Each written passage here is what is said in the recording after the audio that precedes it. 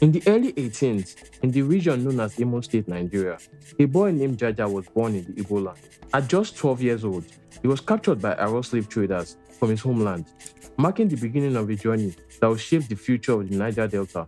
After a turbulent journey through different owners, he ended up in the powerful city-state of Boni, where he was named Jubo Juboga. His early years as a slave were just the beginning of an extraordinary rise to power.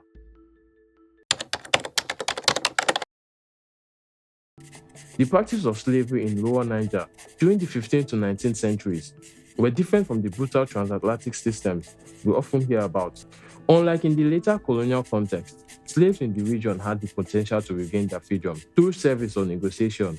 Enslaved individuals could work their way out of servitude, and the status of a slave did not necessarily pass from one generation to the next.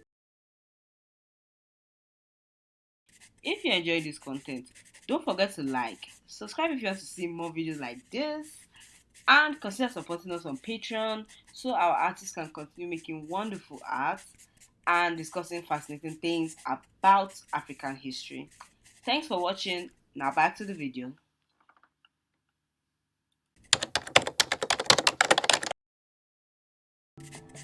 As the transatlantic slave trade began to wane in the early 19th century, the trade of palm oil became more preeminent in Bonny. Bonny in the 17th were a traveling hub for transatlantic slave trade, deeply shaped by powerful political entities called houses. These were like families or political factions, each controlling a network of resources and alliances that influenced the city's politics and economy.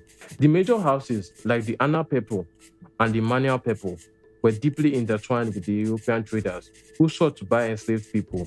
Within this world, Jaja, though enslaved, had the potential to climb the ranks, beginning as a boy who paddled canoes carrying palm oil and European merchants.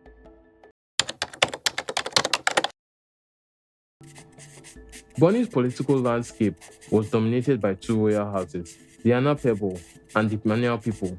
These houses were born out of a split in the Perekule Pebble dynasty and had been at odds for generations. When King Fubara Mana Pebble passed away, the houses were divided, with his brother Opobo Anna Pebble taking over the throne. This rivalry led to growing tension in Bonny, and though they avoided civil war for a time, the animosity between the two factions would soon become one of the defining factors of Jaja's ascent. Jaja, who had been absorbed into the Anna Pebble house, rose from slavery to influential leader in this time of division.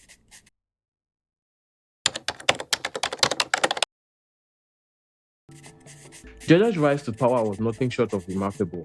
He leveraged his political acumen and business sense to gradually take control of the Anna Pebble house. As he grew more influential, Jaja strategically absorbed smaller houses and expanded his operation.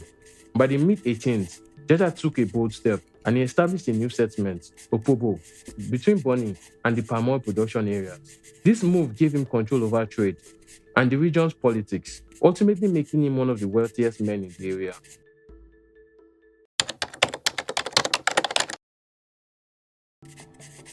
As Jaja's influence grew, so did his politics with the British. The British, eager to control palm oil trade directly, sought to pressure Jaja into submitting. However, Jaja refused, insisting on maintaining control over his people and trade. The British attempted to negotiate with Jaja, offering him a treaty of protection, but Jaja stood firm, even as they threatened military action. Eventually, British forces lured Jaja into a trap, arresting him and exiling him into the island of St. Vincent.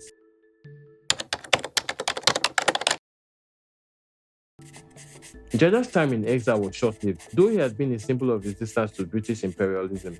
His capture ultimately marked the beginning of the decline of the city-states like Bonny and Opobo. Jaja's stand for independence inspired many.